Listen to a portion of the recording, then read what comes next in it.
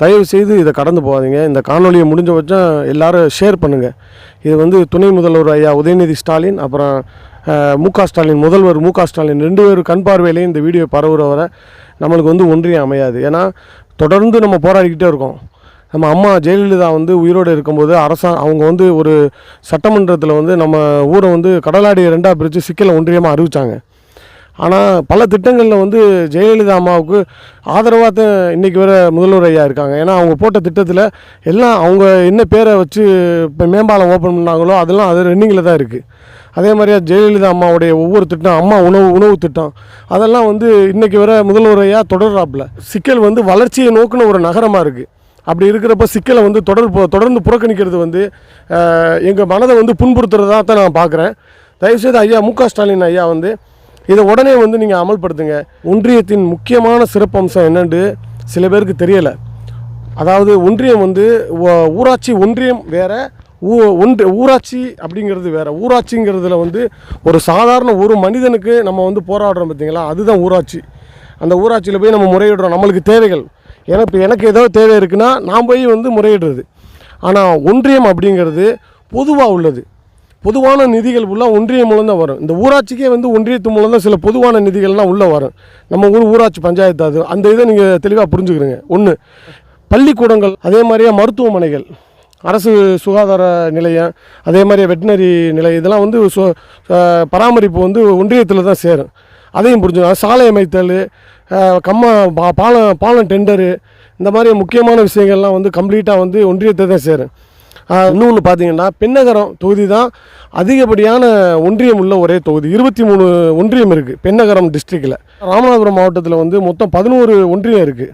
ஒன்று மண்டபம், ராமநாதபுரம், ஆர்எஸ் மங்கலம், திருப்புலானி, திருவாடனை, போகலூர், கடலாடி, கமுதி, முதுகுளத்தூர், நெய்னார்கோவில், பரமக்குடி, 11 ஒன்றியங்கள் இருக்குது.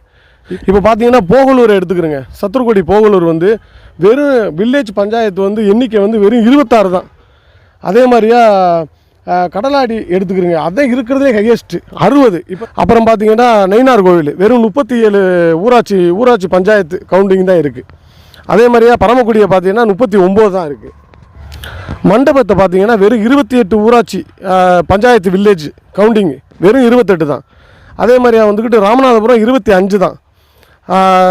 ஆர்எஸ் மங்கலம் 35, திருப்புலானி பார்த்தீங்கன்னா 33. இப்படி எல்லாமே எண்ணிக்கைகளில் வந்து ரொம்ப குறைவாக தான் இருக்குது நம்ம மாவட்டத்தில். ஆனால் இருக்கிறதுலே அதிகப்படியான எண்ணிக்கை கொண்ட ஒரே ஒரு ஊர் எதுன்னு பார்த்தா கடலாடி தாலுகா தான். அந்த கடலாடி தாலுகாவை தான் நம்ம பிரித்து கேட்டு நம்ம பலவாரி போராடிக்கிட்டு இருக்கோம். ஆனால் இந்த அரசாங்கம் எந்த ஒரு செவிசாய்க்கவும் இல்லை. இப்போ பொதுமக்கள் வந்து பெருதரெல்லாம் நீங்கள் எல்லோரும் ஆதரவு தாங்க. இப்போ நம்ம ஊரில் உள்ள முக்கியமான அரசியல் பிரமுகர்கள் வந்து நம்மளுக்கு பேட்டி கொடுத்துருக்காங்க. ஸோ பொதுமக்கள் வந்து இதை கடந்து போகாமல் தயவு செய்து வந்து ஒவ்வொரு மக்களுக்கும் இதில் உரிமை இருக்குது. நீங்கள்லாம் வந்து ஆதரவு தெரிவித்தா தான் நம்ம வந்து இந்த ஒன்றியத்தை வந்து நைவசப்படுத்த முடியும். நம்மளால் ஒன்றியத்தை வந்து இங்கே நம்ம சிக்கலில் உருவாக்க முடியும், கொண்டு வர முடியும். இதில் வல்லக்குளம், நான் சில கிராமங்களுக்கெல்லாம் உள்ளே போக முடியலை. ஏன்னா வீடியோ அதிகமான போட்டால் நீங்கள் பார்க்குறதுக்கு இது பண்ணுவீங்க, பார்க்குறதுக்கு உங்களுக்கு டைமிங்கு ஷார்ட்டாக இருந்தால் தான் பார்ப்பீங்க. அதனால் நான் வீடியோவை அதிகப்படியாக போடலை. பக்கத்து ஊர்களில் நிறைய ஊர், ராஜகல்பாளையம், சிறைக்குளம், அதே மாதிரியா வந்து பனிவாசல், பேய்க்குளம், பொட்டல் பச்சேரி, ஆண்டிச்சி குளம், சொக்கானை, மத்தியல், அப்புறம் கலைநீர் மங்கலம், ஆய்க்குடி, கொத்தங்குளம், இந்த மாதிரி நான் ஊரை அடிக்கிட்டே போகிறேன். சில ஊர்களை விட்டு போனால் எனக்கு தயவுசெய்து மன்னிச்சுக்கணுங்க. எல்லா ஊரும் என் மைண்டில் இல்லை. ஆனால் 1994 ஒரு சட்டம் ஒன்று அமெண்ட்மெண்ட் செய்யப்பட்டுச்சு. அந்த சட்டத்தில் என்ன சொல்கிறாங்கன்னு கேட்டிங்கன்னா, கிராமங்கள் அதிகரித்தனால ஒன்றியத்தை வந்து கொஞ்சம் நீங்கள் இது பண்ணுங்கள், எக்ஸ்டெண்ட் பண்ணுங்கள், நோ ப்ராப்ளம் அப்படின்னு சொல்லிட்டு ஒரு சட்டம் ஒன்று இயற்றப்பட்டுச்சு. அந்த சட்டம் ஏற்றுறதுக்கு அப்புறம் தான் ஒன்றியங்கள் வந்து 2ஆக பிரிக்க ஆரம்பித்தாங்க. அதில் நம்ம கோரிக்கை வந்து அதுக்கு முன்னாடியே பல ஆண்டுகளாக நம்ம போராடிக்கிட்டு இருக்கோம். ஆனால் நம்ம ஊருக்கு வந்து அந்த கோரிக்கை எதுவுமே நிறைவேற்றப்படலை. ஸோ இப்போ வந்து நம்ம தொடர் போராட்டமாக தான் இருந்துக்கிட்டு இருக்குது. இன்னும் 4 மாத காலங்கள் தான் நம்ம திமுக ஆட்சி காலங்கள் இருக்குது. அதாவது திமுக ஆட்சி காலம் வெறும் 4 மாத காலம்தான். அதுக்குள்ளே முக ஸ்டாலின் ஐயா அவங்களுக்கு வச்சுக்கிற அதாவது ஒரு வேண்டுகோளாக வைக்கிறோம் எங்கள் ஊர் மக்கள் சார்பாக, தயவுசெய்து எங்களுக்கு வந்து இந்த ஒன்றியத்தை வந்து அமைச்சு கொடுத்துருங்க. ஏன்னா இது வந்து எங்களுக்கு வந்து ஒரு பெரிய கனவு.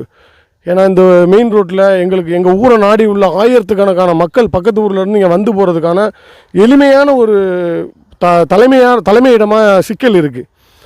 அதை மட்டும் நீங்கள் மனசில் வச்சுக்கிட்டு எங்களுக்கு இமீடியட்டாக நீங்கள் வந்து இந்த உங்கள் ஆட்சி காலத்தில் உடனே வந்து அரசாணை பிறப்பிச்சிருங்க.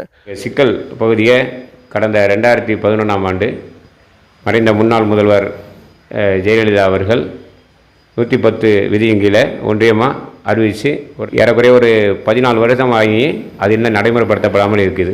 இந்த சிக்கல்னு சொல்லி சொன்னோம்னா, சிக்கல் நகரை பற்றி இங்கே முக்கியமாக நம்ம ஏன் வலியுறுத்துகிறோம் அப்படின்னு சொன்னால், ஏறக்குறைய ஒரு 20 கிராமங்களுக்கு ராமநாதபுரம் அல்லது சாயல்குடி தூத்துக்குடி போகிறதுக்கு பஸ்ஸு ஏறுறதுக்கு அந்த ஊருக்காரங்க சிக்கலில் இறங்கி அவங்க ஊருக்கு போகிறதுமான ஜனப்பழக்கம் மிகுந்த ஒரு பகுதி. இந்த வட்டாரத்தில் அத்தனை கிராமத்துடைய தாய் கிராமமாக சிக்கல் இருக்குது. எனவே இந்த சிக்கல் பகுதியை வந்து ஒன்றியம் அமைக்க கோரி ஏற்கனவே வலியுறுத்ததின் அடிப்படையில் தான் அம்மையார் அவர்கள் அறிவிச்சிட்டு போனாங்க. உடனடியாக அதை அந்த இப்போ இருக்கிற திமுக அரசு நடைமுறைப்படுத்தின. ஏன்னு கேட்டால் இது வந்து அவங்களுக்கு மேலே நம்ம சமூக நீதியை காக்கிற இந்த அரசானது முதல்வருக்கோ அல்லது துணை முதல்வருக்கோ இந்த செய்தி போய் சேர்ந்திருக்கா அப்படிங்கிறது நமக்கு தெரியலை. அவங்களுக்கு எற்ற வரை எங்களுடைய தொடர் போராட்டத்தை இந்த பகுதி மக்கள் நாங்கள் எடுத்துகிட்டு வர்றோம். அந்த வகையில் இப்போ இருக்கிற திராவிட முன்னேற்ற கழக அரசு சிக்கலை ஒன்றியமாக அமைச்சிச்சின்னு சொன்னால் மக்களுடைய மனதில் நீங்காத ஒரு இடத்தை பிடிக்குங்கிறத என்னுடைய கருத்தாக இருக்குது.